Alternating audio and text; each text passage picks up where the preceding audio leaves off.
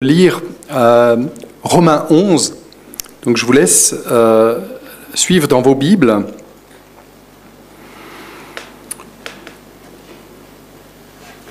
C'est un tout petit peu long, mais très intéressant, vous allez voir.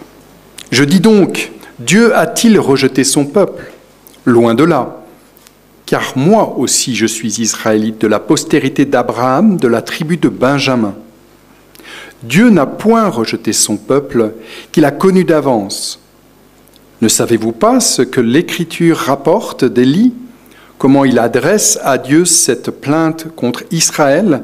Seigneur, ils ont tué tes prophètes, ils ont renversé tes autels, moi seul je suis resté, et ils cherchent à ôter ma vie. Mais quelle réponse Dieu lui donne-t-il? Je me suis réservé 7000 hommes qui n'ont point fléchi le genou devant Baal. De même, aussi dans le temps présent, il y a un reste selon l'élection de la grâce. Or, si c'est par grâce, ce n'est plus par les œuvres. Autrement, la grâce n'est plus une grâce. Et si c'est par les œuvres, ce n'est plus une grâce, autrement l'œuvre n'est plus une œuvre. Quoi donc? Ce qu'Israël cherche, il ne l'a pas obtenu. Mais les élus l'ont obtenu, tandis que les autres ont été endurcis, selon qu'il est écrit, Dieu leur a donné un esprit d'assoupissement, des yeux pour ne point voir et des oreilles pour ne point entendre, jusqu'à ce jour. Et David dit, que leur table soit pour eux un piège, un filet, une occasion de chute et une rétribution. Que leurs yeux soient obscurcis pour ne point voir, et tiens leur dos continuellement courbé. Je dis donc, est-ce pour tomber qu'ils ont bronché? Loin de là. Mais par leur chute, le salut est devenu accessible aux païens, afin qu'ils soient excités à la jalousie. Or, si leur chute a été la richesse du monde, et leur amoindrissement la richesse des païens, combien plus en sera-t-il ainsi quand ils se convertiront tous? Je vous le dis à vous, païens, en tant qu'apôtre des païens, je glorifie mon ministère, afin, s'il est possible, d'exciter la jalousie de ceux de ma race et d'en sauver quelques-uns. Car si leur mise à l'écart a été la réconciliation du monde, que sera leur réintégration sinon le passage de la mort à la vie? Or, si les prémices sont saintes, la masse l'est aussi. Et si la racine est sainte, les branches le sont aussi. Mais si quelques-unes des branches ont été retranchées, et si toi, qui étais un olivier sauvage, tu as été greffé à leur place et rendu participant de la racine nourricière de l'olivier, ne te glorifie pas aux dépens de ces branches. Si tu te glorifies, sache que ce n'est pas toi qui portes la racine, mais que c'est la racine qui te porte. Tu diras donc, les branches ont-elles été retranchées afin que moi je sois greffé? Cela est vrai. Elles ont été retranchées pour cause d'incrédulité. Et toi, tu subsistes par la foi. Ne l'abandonne pas à l'orgueil, mais crains, car si Dieu n'a pas épargné les branches naturelles, il ne t'épargnera pas non plus. Considère donc la bonté et la sévérité de Dieu, sévérité envers ceux qui sont tombés et bonté de Dieu envers toi, si tu demeures ferme dans cette bonté. Autrement, tu seras aussi retranché. Eux de même, s'ils ne persistent pas dans l'incrédulité, ils seront greffés, car Dieu est puissant pour les greffer de nouveau. Si toi, tu as été coupé de l'olivier sauvage selon sa nature et greffé contrairement à ta nature sur l'olivier franc, à plus forte raison, eux seront-ils greffés selon leur nature sur leur propre olivier. Car je ne veux pas, frères, que vous ignoriez ce mystère, afin que vous ne regardiez point comme sages, une partie d'Israël est tombée dans l'endurcissement jusqu'à ce que la totalité des païens soit entrée. Et ainsi tout Israël sera sauvé, selon qu'il est écrit, le libérateur viendra de Sion, et il détournera de Jacob les impiétés, et ce sera mon alliance avec eux lorsque j'ôterai leurs péchés. En ce qui concerne l'Évangile, ils sont ennemis à cause de vous, mais en ce qui concerne l'élection, ils sont aimés à cause de leur Père, car les dons et l'appel de Dieu sont irrévocables, de même que vous avez été que vous avez autrefois désobéi à Dieu et que par leur désobéissance vous avez maintenant obtenu miséricorde, de même, ils ont maintenant désobéi afin que par la miséricorde qui vous a été faite, ils obtiennent aussi miséricorde. Car Dieu a renfermé tous les hommes dans la désobéissance pour faire miséricorde à tous. Ô profondeur de la richesse, de la sagesse et de la science de Dieu, que ses jugements sont insondables et ses voies incompréhensibles. Car qui a connu la pensée du Seigneur? Ou qui a été son conseiller? Qui lui a donné le premier pour qu'il ait à recevoir en retour? C'est de lui, par lui et pour lui que sont toutes choses. À lui la gloire dans tous les siècles. Amen.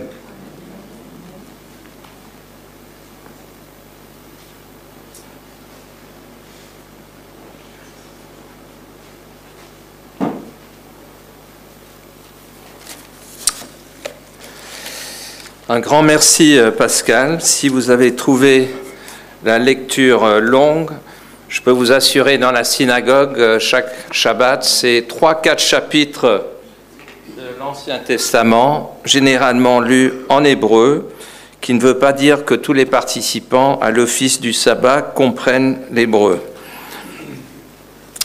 Alors ce matin, j'aimerais traiter ce texte et d'autres textes pour vous parler de la Nouvelle Alliance.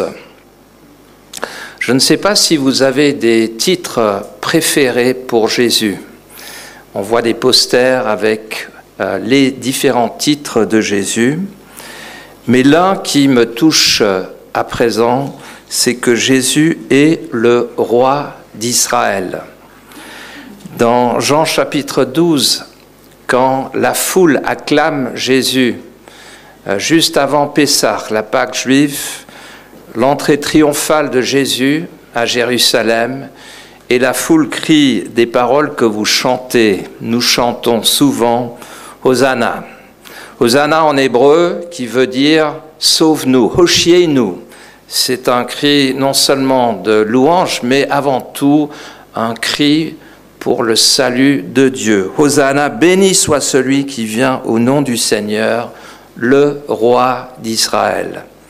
Et j'aimerais dire que Jésus est le roi d'Israël. Ça ne veut pas dire que Israël reconnaît Jésus comme son roi, mais ce n'est pas le premier ministre d'Israël qui compte, c'est le roi. Et le roi, c'est toujours Jésus. Et Israël appartient à Jésus, bien que la majorité d'Israël ne le reconnaît toujours pas comme roi. Jésus trouva un ânon et s'assit dessus, selon ce qui est écrit dans la Torah, Zacharie chapitre 9 au verset 9. « Ne crains point, fille de Sion, voici ton roi vient. » Et nous, en tant que chrétiens, juifs et gentils en Christ, nous attendons le retour de ce roi d'Israël qui se passera à Jérusalem. Alors, on va voir si, côté technique, j'aimerais commencer en disant aussi que la nouvelle alliance promise par Dieu, c'est une nouvelle alliance pour Israël. Quand nous célébrons la Sainte Seine, nous célébrons les paroles de Jésus qui annoncent une nouvelle alliance par son sang. Cette nouvelle alliance promise dans l'Ancien Testament, promise à Israël. Nous avons même lu dans Romains chapitre 11 au verset 26, « Le libérateur viendra de Sion, il détournera de Jacob les impiétés, et ce sera mon alliance avec eux lorsque j'ôterai leurs péchés. » Et là, l'apôtre Paul, cet ancien pharisien, parle de son peuple Israël. Et dans Jérémie chapitre 31, il s'agit d'une nouvelle alliance qui est pour la maison de Juda et la maison d'Israël. Voici, et je ne lis pas tout le chapitre, mais voici l'alliance que Dieu conclut avec la maison d'Israël. Il n'y a dans ces textes aucune mention des non-juifs, aucune mention des nations. C'est uniquement dans ce texte de Jérémie une nouvelle alliance qui est promise à la nation d'Israël. Et ce que j'aimerais appuyer aujourd'hui, c'est que Dieu aime ce peuple, n'a point rejeté ce peuple, en dépit des enseignements qui ont existé dans l'Église depuis 2000 ans et qui ont existé et qui sont transmis par certaines grandes personnalités de l'Église. Je cite ici l'un que vous connaissez tous, Augustin, Saint Augustin, évêque de Hippo en Afrique du Nord, qui écrivait au début du 5e siècle « Si les Juifs qui ont refusé de croire au Christ subsistent néanmoins, c'est que Dieu l'a voulu. Ils subsistent pour témoigner de la vérité chrétienne. En tant que Juif, je ressens une certaine condescendance.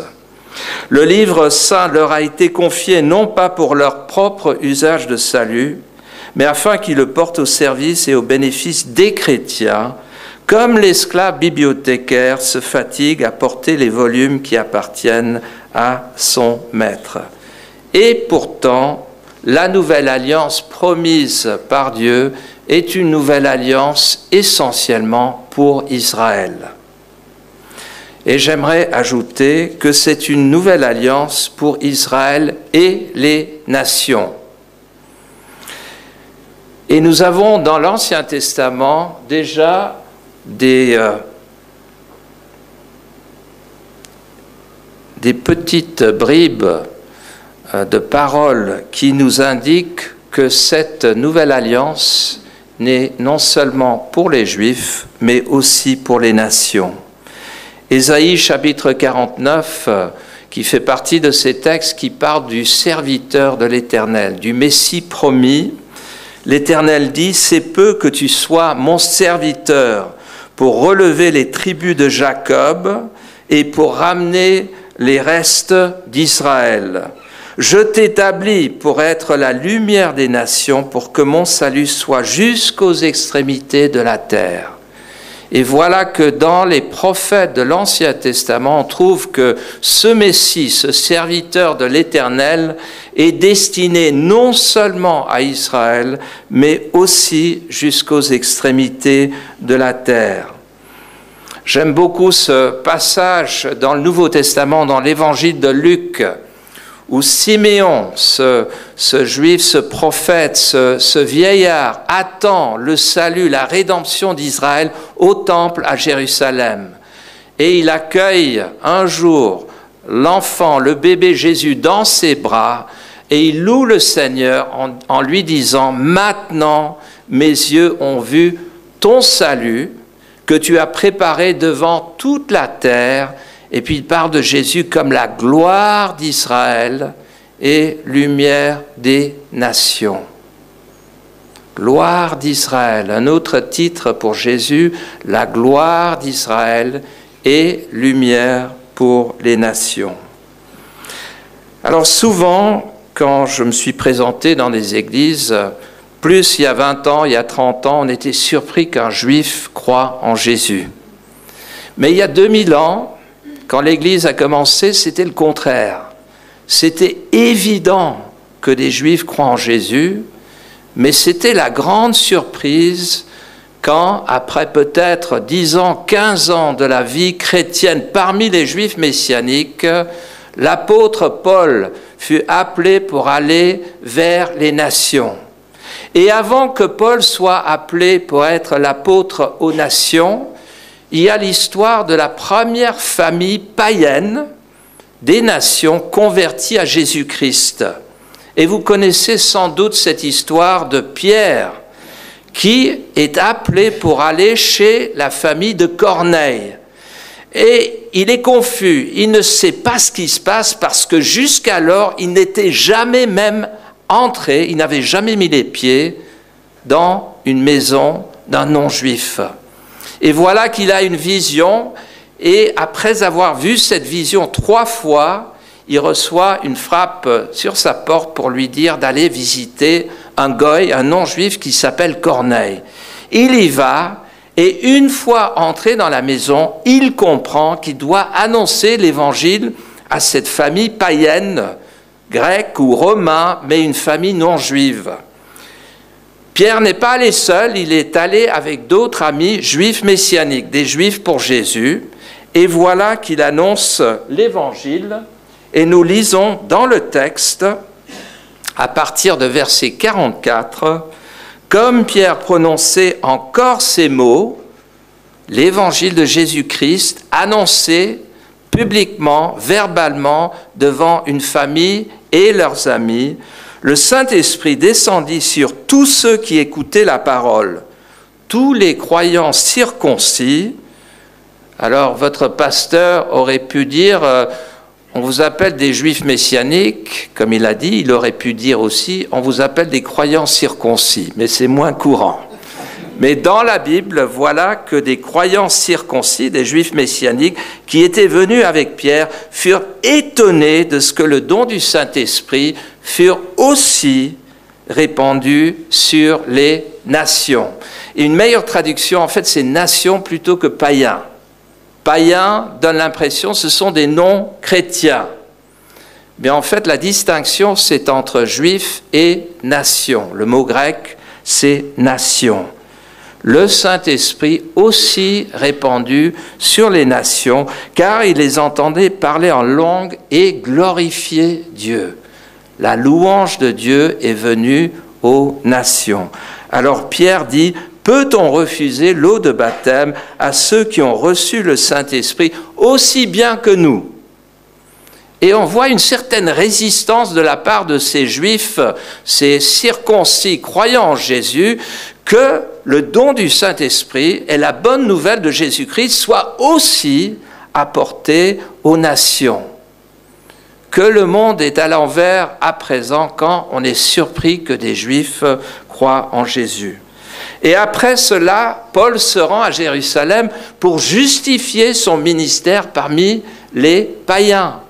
Et il y a une certaine résistance parmi les chefs religieux, Jacques et autres, à Jérusalem. Actes chapitre 11 au verset 1, les apôtres et les frères qui étaient en Judée apprirent que les païens, les nations, avaient aussi reçu la parole de Dieu. Et lorsque Pierre fut monté à Jérusalem, ceux qui étaient circoncis le prirent à partie et dirent « Tu es entré chez des incirconcis et tu as mangé avec eux. » Et Pierre doit se justifier. Et au verset 18, quand les leaders de l'Église, au centre de l'Église à Jérusalem, après avoir entendu cela, ils se calment et ils glorifient Dieu en disant « Dieu a donc accordé la repentance aussi aux nations afin qu'ils aient la vie. » Et dans le Nouveau Testament, pas dans la tradition de l'Église, c'est toujours sous-entendu que ça soit tout à fait naturel qu'un juif trouve son accomplissement dans son Messie en Jésus.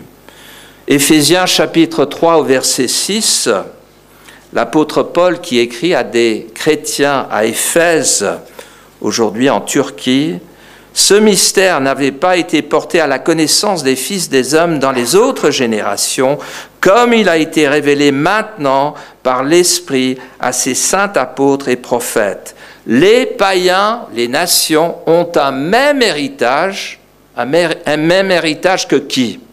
Qu'Israël, que les Juifs. Ils ont un même héritage, forment un même corps et participent à la même promesse en Christ Jésus par l'Évangile. J'aimerais aussi souligner ce mot « participe ». Ce n'est pas un mot où les païens, les nations remplacent les Juifs, remplacent Israël. Ils participent ensemble dans la gloire de Dieu par l'Évangile de Jésus-Christ. Et ainsi, l'apôtre Paul, au début de l'épître aux Romains, annonce, lui, l'apôtre aux païens, aux gentils, L'Évangile est une puissance de Dieu pour le salut de quiconque croit, du juif en premier et puis du grec. Plus tard, dans l'Épître aux Romains, verset 24 du chapitre 9, Paul parle de toute l'Église, nous que Dieu a appelés non seulement d'entre les Juifs, mais aussi d'entre les païens. Et on voit dans l'enseignement de Paul une emphase, une priorité d'aller aux Juifs en premier. Je répète ce verset de Romains chapitre 1, versets 15 et 16. Paul parle d'un vif désir d'annoncer l'Évangile à vous qui êtes à Rome. À Rome, c'était surtout des nations, des païens. Et il avait l'envie d'annoncer l'Évangile aux païens à Rome. C'était son appel en tant qu'apôtre aux païens. Et j'aimerais, entre parenthèses, dire que c'était plutôt insolite que Dieu appelle l'apôtre Paul pour être l'apôtre aux païens. L'apôtre Paul était le plus érudit de tous les apôtres. Il était ancien pharisien, fils de pharisien. Il avait été éduqué sous les pieds de Gamaliel, un des plus grands rabbins de l'époque. Ancien persécuteur des circoncis croyants, des Juifs pour Jésus, il est devenu un farouche témoin et disciple et apôtre de Jésus-Christ. Et Dieu a appelé ce Paul, non pas pour aller vers les Juifs religieux à Jérusalem, mais pour aller vers les nations. Et qui est-ce que Dieu a appelé pour être l'apôtre à Jérusalem? Pierre et Jacques, des pêcheurs du Galilée, considérés comme des paysans par les religieux de Jérusalem. Il y a une leçon pour nous qu'il ne faut jamais dire à cause de mon arrière-plan, ma culture, Dieu ne peut pas m'appeler vers d'autres qui sont totalement différents. Parfois, je me sens frustré quand des chrétiens me disent de bonne volonté, c'est bien que toi tu sois juif messianique pour aller témoigner aux juifs, mais moi je ne peux pas parce que je ne suis pas juif. Alors je me réjouis de rencontrer des chrétiens comme René, Claudine, qui ont à cœur de témoigner aux Juifs.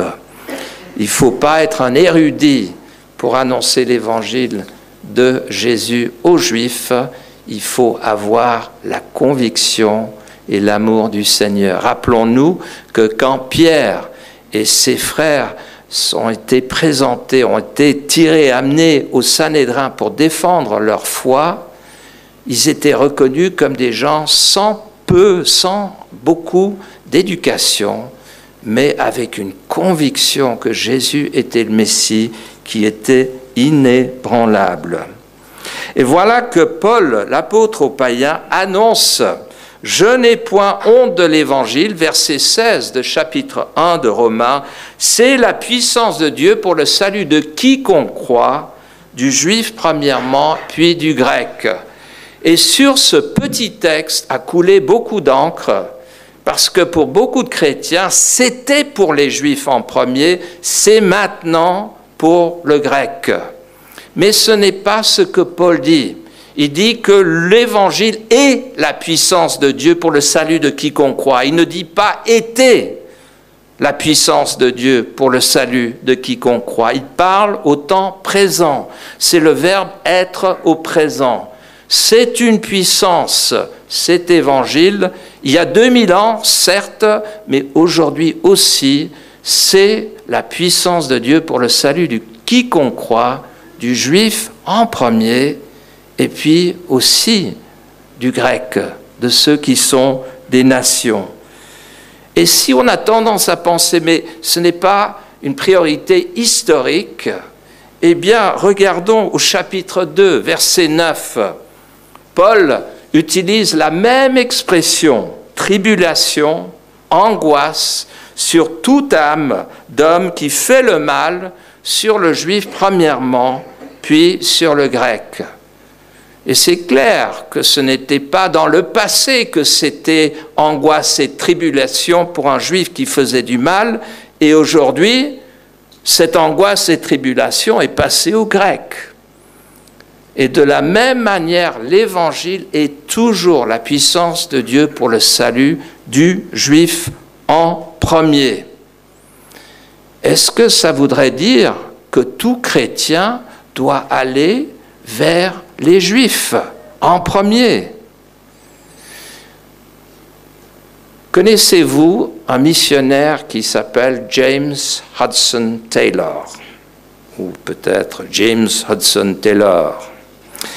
Un missionnaire anglais qui était appelé par Dieu d'aller en Chine au XIXe siècle. Un missionnaire formidable.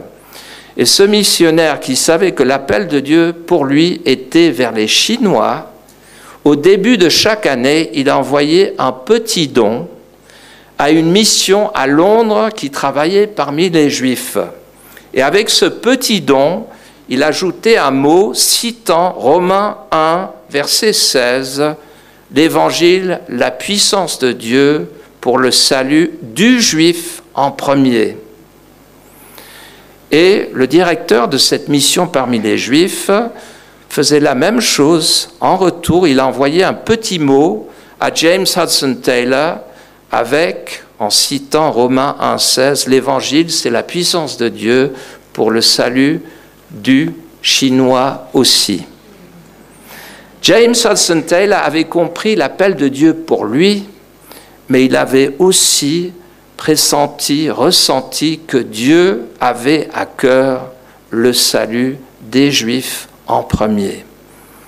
Et je dirais, et c'est peut-être subjectif, qu'en apportant l'Évangile aux Juifs, cela devient une bénédiction pour toute la terre. Parler aux Juifs qui ont rencontré le Seigneur, et beaucoup deviennent missionnaires, beaucoup deviennent évangélistes, beaucoup sont engagés pour servir le Seigneur. Vous voyez, je ne suis pas de culture chrétienne, je n'ai pas grandi dans l'Église. Quand le Seigneur est venu dans ma vie, c'était net et clair, Jésus est la gloire d'Israël. Alors certains peuvent penser, mais si Dieu dit d'aller vers les Juifs en premier, il y a un certain favoritisme. Mais pas du tout. Il y a une priorité dans la pensée de la mission de l'Église d'aller aux Juifs en premier. Mais que dit l'apôtre Paul au verset 11, peut-être pour contrecarrer cette pensée que peut-être Dieu a du favoritisme, car devant Dieu, il n'y a point de favoritisme. Aux Juifs en premier pour l'Évangile, mais Dieu n'a point de favoris. Et voilà, nous allons passer maintenant à Romains chapitre 11. On a une lecture de ce long chapitre et j'aimerais extraire quelques versets et souligner quelques points. Paul, au verset 13 de chapitre 11, il dit aux païens, aux nations, « En tant qu'apôtre des païens, je glorifie mon ministère. » Pas question qu'il était appelé en tant qu'apôtre aux Juifs. Il glorifiait, il avait de la fierté que Dieu l'avait appelé pour aller vers les nations. Mais en même temps, verset 14, il dit « Afin, s'il est possible, d'exciter la jalousie de ceux de ma race », il parle de son peuple comme une race. Ce n'est pas avant tout une religion. Les Juifs, c'est une race, une descendance d'Abraham, d'Isaac, de Jacob. Dans l'espoir, Paul continue, d'en sauver quelques-uns. Il est réaliste. Il ne pense pas que son ministère va sauver tous les Juifs à cette époque-là. Et je souligne à cette époque. Mais Paul, appelé pour être apôtre aux païens, comment est-ce qu'il exerçait son ministère quand il parcourait les pays où il annonçait l'Évangile? Et on va suivre Paul dans quelques-uns de ses voyages missionnaires. Actes chapitre 13, Barnabas et Saul, envoyés par le Saint-Esprit, descendent à Séleucie et de là ils s'embarquèrent pour l'île de Chypre. Premier voyage missionnaire de Paul. Arrivé à Salamine, qui est en Chypre, qu'est-ce qu'il fait en premier? Ils annoncent la parole de Dieu dans les synagogues. Et puis, de la Chypre, Paul se rend à Perge, qui est en Turquie. De Perge, ils poursuivent leur route, ils arrivent à Antioche de Pisidie, en Turquie. Étant entrés dans la synagogue le jour du sabbat, ils s'assirent. Encore une fois, Paul va à la synagogue en premier. Alors je ne dis pas aller à la synagogue pour témoigner aux Juifs, mais aller à la rencontre des Juifs s'ils sont là où vous êtes. Et puis Paul passe à Icône, encore une ville en Turquie. Paul et Barnabas entrèrent ensemble dans la synagogue des Juifs et parlèrent de telle manière qu'une grande multitude de Juifs et de Grecs crurent. Qu'est-ce que des Grecs font à la synagogue? Eh bien, à l'époque, le judaïsme était la seule religion qui croyait au Dieu unique, et c'était une religion prosélyte, qui cherchait des prosélytes, et beaucoup de non-juifs croyaient dans le Dieu unique, comme Corneille dans Actes chapitre 10. Et puis encore une fois, Paul, cette fois-ci au chapitre 17, il arrive à Thessalonique, et il va d'abord à la synagogue. Plus tard, chapitre 17, il va à Athènes. Et le livre des Actes termine avec Paul qui est à Rome. Il est assigné à la maison, il est arrêté, en prison si vous voulez, dans une maison. Et qu'est-ce qu'il fait dès qu'il est arrivé à Rome? Il convoque les leaders de la communauté juive pour qu'ils viennent chez lui afin qu'ils puissent annoncer l'Évangile. Alors j'aimerais maintenant passer dans Romains quelques versets, 2 ou 3, pour souligner ce que j'ose dire sont de mauvaises traductions, mais des mauvaises traductions qui ont un effet sur la pensée historique de l'Église vis-à-vis des Juifs. Romains 11, verset 28, dans la traduction qui nous était lue, dans la traduction que j'ai ici, une très bonne traduction, second, on lit « En ce qui concerne l'Évangile, ils, c'est-à-dire les Juifs, sont ennemis à cause de vous. » Qu'est-ce que ça peut dire, vouloir dire? Ennemis à cause de vous. Les Juifs sont ennemis à cause des chrétiens. À cause de vous, les chrétiens, nous les Juifs, nous sommes des ennemis. Alors le chrétien est censé aimer son prochain, aimer ses ennemis. Alors quel est le sens de cette parole?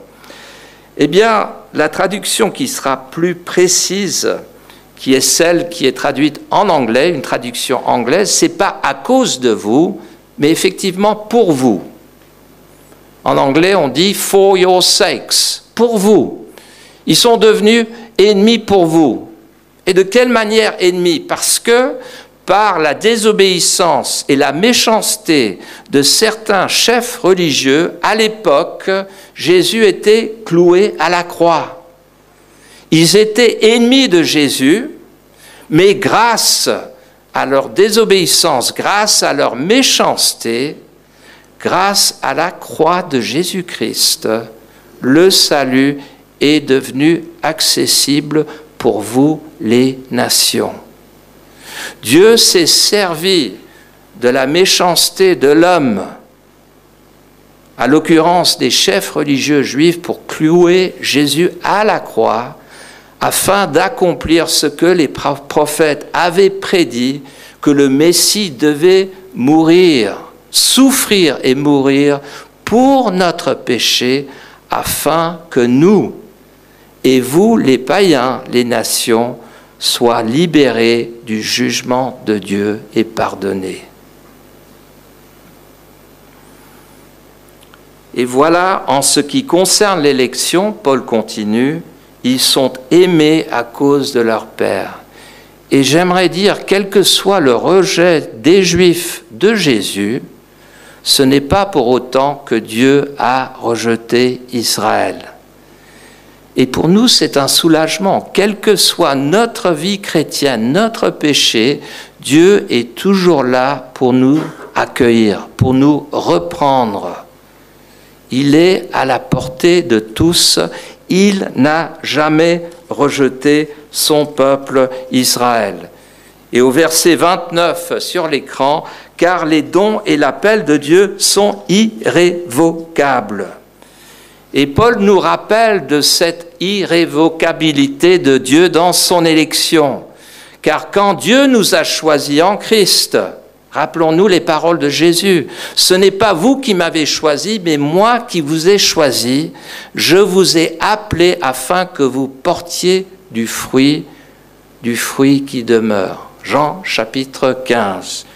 Et l'apôtre Paul rappelle tous les chrétiens, nous tous, si nous sommes infidèles, lui, il demeure fidèle parce qu'il ne peut se renier lui-même. La fidélité de Dieu auprès d'Israël est une rassurance pour nous en tant que chrétiens que Dieu nous lâche jamais. Nous, on peut le lâcher, mais Dieu nous a appelés, il est fidèle à son appel. Je vais passer maintenant à ce texte, encore dans Romains chapitre 11, qui parle de l'espérance pour Israël. Est-ce que vous savez combien de peuples vont tous accepter le Seigneur? Ou quel peuple accepterait en entier le Seigneur? Ici en Suisse, je ne sais pas combien de chrétiens engagés il y a. Si c'est 5% ou 10%. En France, peut-être 2%. En Angleterre, peut-être 3%. En Corée du Sud, peut-être 30%. Mais il y a un seul peuple pour lequel il est dit qu'un jour, ils vont se convertir tous. Romains chapitre 11, au verset 11 à 15. « Je dis donc, est-ce pour tomber qu'ils ont bronché ?» Tout le monde sait qu'Israël a bronché. Loin de là, mais par leur chute, le salut est devenu accessible aux païens. Par la croix, le salut est devenu accessible aux nations, afin qu'ils soient excités à la jalousie. Or, si leur chute a été la richesse du monde, si la chute par les chefs religieux à Jérusalem il y a 2000 ans a porté la richesse du monde par la mort de Jésus à la croix, par sa résurrection, si leur chute a été la richesse du monde et leur amoindrissement la richesse des païens, combien plus sera-t-il ainsi quand ils se convertiront tous? On ne peut être plus clair. Il y aura un jour, tous les Juifs vont se tourner à Jésus-Christ. Et si on a du mal à comprendre cela, à saisir ce que Paul dit, il le répète avec d'autres paroles. « Je vous le dis à vous, les nations, païens, en tant qu'apôtre des païens, je glorifie mon ministère, afin, s'il est possible, d'exciter la jalousie de ceux de ma race et d'en sauver quelques-uns. » À l'époque, il n'avait l'espoir que de sauver quelques-uns. Et honnêtement, dans notre ministère juif pour Jésus, je ne m'attends pas que tous les 10 000 juifs à Genève se convertissent d'ici la fin de l'année. Et dans notre travail missionnaire, il faut avoir foi et un certain réalisme aussi. Mais voilà que Paul continue, « Je glorifie mon ministère, afin, s'il est possible, d'exciter la jalousie de ceux de ma race et d'en sauver quelques-uns, car si leur mise à l'écart a été la réconciliation du monde, que sera leur réintégration, sinon le passage de la mort à la vie ?» Je suis peut-être en minorité en tant que juif dans l'Église de Jésus-Christ aujourd'hui, mais l'apôtre Paul parle d'un jour où il y aura réintégration, c'est-à-dire des Juifs qui se tournent en masse vers Jésus-Christ. Et l'apôtre Paul dit à chacun de nous, toujours aujourd'hui, l'Évangile, c'est la puissance de Dieu pour le salut du Juif en premier. Paul, encore une fois, nous rappelle que Dieu n'a point abandonné Israël. Et s'il pose la question « Dieu a-t-il rejeté son peuple ?», c'est bien parce que beaucoup de chrétiens, déjà à l'époque, se demandaient si Dieu avait rejeté Israël. Et bien des chrétiens posent la même question aujourd'hui, et la parole de Dieu est très claire, ça a été clair pendant 2000 ans, loin de là, Dieu n'a point rejeté son peuple. Moi aussi, dit l'apôtre Paul, je suis israélite de la postérité d'Abraham, de la tribu de Benjamin. Dieu n'a point rejeté son peuple. Un autre texte que l'Église a parfois pris pour indiquer, pour supposer que l'Église remplace Israël, se trouve dans les quelques mots ici, Romains 11, 17 à 21. Si quelques-unes des branches ont été retranchées, et ici Paul parle des branches naturelles, des Juifs qui n'ont pas obéi, qui n'ont pas suivi Jésus, et si toi qui étais un olivier sauvage, il parle aux païens convertis, aux nations, tu as été greffé à leur place et rendu participant de la racine nourricière de l'olivier. J'aimerais commenter sur « à leur place ». Ça donne l'impression en français que les païens convertis prennent la place des Juifs. Mais ce n'est pas ce que les paroles en grec disent dans le Nouveau Testament. C'est très clair. C'est écrit en grec « parmi eux », pas « à leur place ». Et vous voyez la différence, une petite traduction peut donner. Que les païens sont à la place des Juifs, c'est ce qu'on lit dans notre traduction. Mais dans le grec et dans la version du second 21, c'est écrit « tu as été greffé parmi eux ». L'Église de Jésus-Christ, gentils chrétiens, juifs chrétiens, qui sont un en Jésus-Christ. Je pourrais continuer, mais j'aimerais plutôt terminer avec quelques images de juifs croyant en Jésus. Giorgio est un juif italien. Son père était président de la communauté à Bologne, en Italie. Et lui, il va être baptisé d'ici 1 ou 2 mois dans notre église à Westlake, à Nyon. Comment est-ce qu'il est venu au Seigneur? Eh bien, c'était surtout et avant tout par l'amour des frères et sœurs chrétiens. Un rappel que Jésus nous dit, c'est par l'amour que vous avez les uns pour les autres que Dieu reconnaîtra, que l'homme reconnaîtra que vous êtes mes disciples. Et j'aime bien dire que quand Jésus disait « un nouveau commandement je vous donne », quel était ce nouveau commandement? Ce n'était pas « aimez-vous les uns les autres ». Aimez votre prochain comme vous-même, c'est un enseignement de l'Ancien Testament qui est cité chaque jour dans la liturgie de la synagogue. Aimez votre prochain comme vous-même. Mais ce que Jésus a donné comme nouveau commandement, c'est comme je vous ai aimé. Aimez-vous les uns les autres.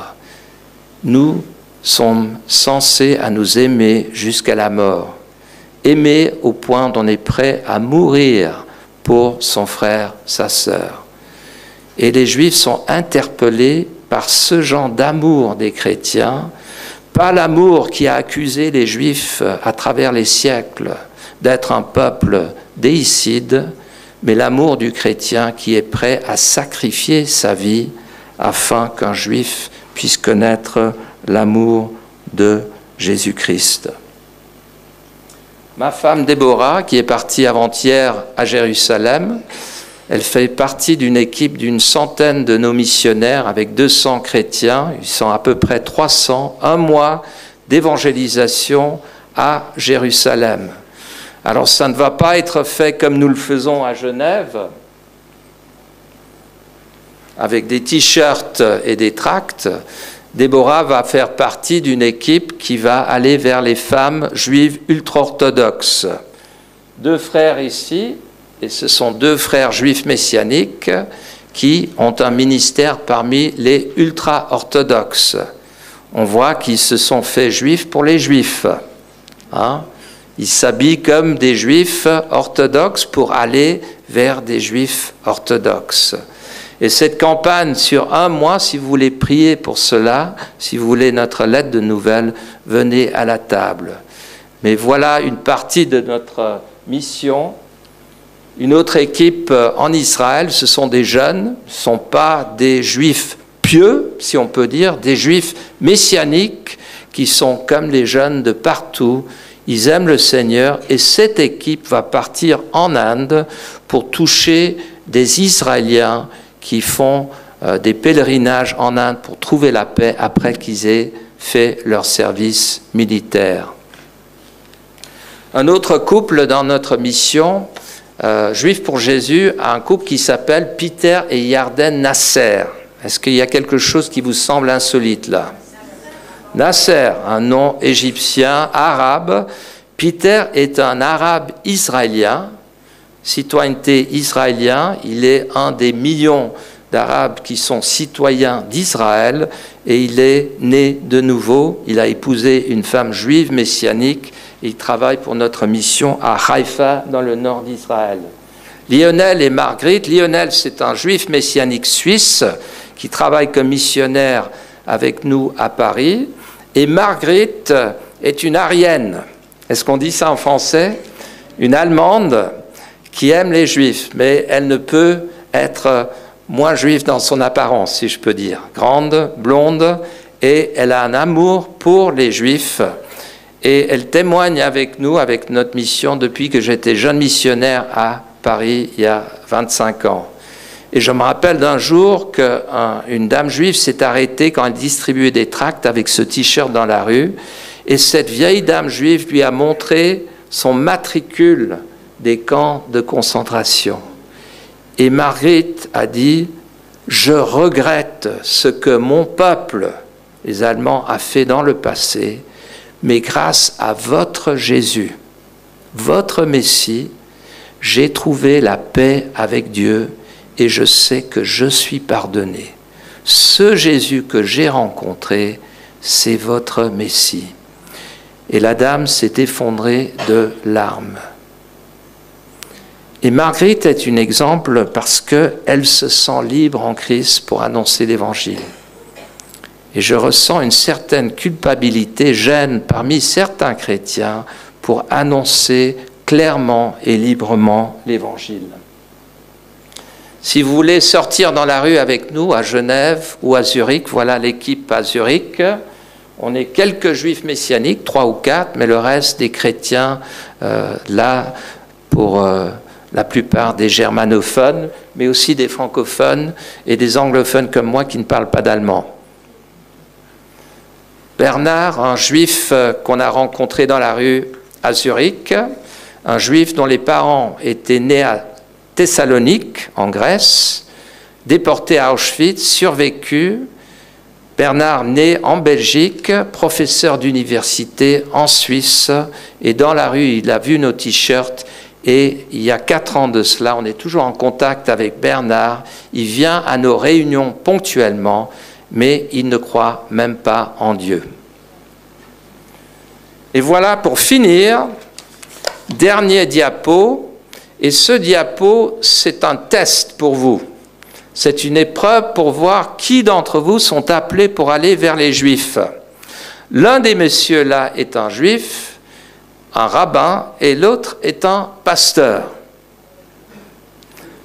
Et c'est après une visite à la synagogue, le rabbin nous ramenait à la gare, je suis rendu compte que les deux, on pourrait les prendre pour des frères, les deux pour des rabbins ou les deux pour des pasteurs. Mais j'aimerais vous demander, poser la question, quel est le rabbin? Est-ce que le rabbin, c'est celui à votre gauche? Levez la main. Ok, levez la main si vous pensez le rabbin est à votre gauche. Ok, baissez la main. Si vous pensez le rabbin est à droite, levez la main. Ok, un peu plus qui lève la main. Si vous n'avez pas levé la main, levez la main.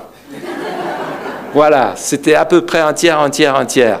En fait, le rabbin est à votre gauche et c'est un rabbin qui m'a appelé il y a quelques années de cela il habite près de Zurich, et bien qu'il soit rabbin, orthodoxe, très orthodoxe, bien qu'il ait grandi dans des milieux très orthodoxes, il se pose des questions sur Dieu. Il veut une rencontre avec Dieu, il va plutôt vers le nouvel âge, mais il est plein de questions. Et rappelons-nous, pour terminer, les paroles que Jésus a dites à Nicodème, un des plus grands rabbins de l'époque. À moins qu'un homme ne soit né de nouveau, il ne peut entrer le royaume de Dieu. Je vais prier. Seigneur, merci, Seigneur Jésus, que tu es venu comme la gloire d'Israël et la lumière des nations. Merci, Seigneur Jésus, que tu es venu pour détruire, anéantir le mur de séparation entre Juifs et nations. Et c'est en toi, Jésus-Christ, que nous sommes un. Merci, Seigneur, que ton nom propre, Yeshua, veut dire salut, le salut de Dieu. Et merci, Seigneur, qu'en toi, nous avons le salut de Dieu. Seigneur, nous voulons aussi prier les uns pour les autres, que tu nous donnes la hardiesse, le courage dans notre faiblesse, d'annoncer l'Évangile aux Juifs en premier et aussi aux nations. Seigneur, tu nous as appelés pour être des porte-paroles, des ambassadeurs. Seigneur, dans notre timidité, notre crainte, Seigneur, que nous puissions annoncer l'Évangile de Jésus. Parce que ce n'est pas nous qui sommes puissants, mais c'est l'Évangile qui est la puissance de Dieu pour le salut de quiconque croit. Nous te bénissons, Seigneur Jésus. Amen.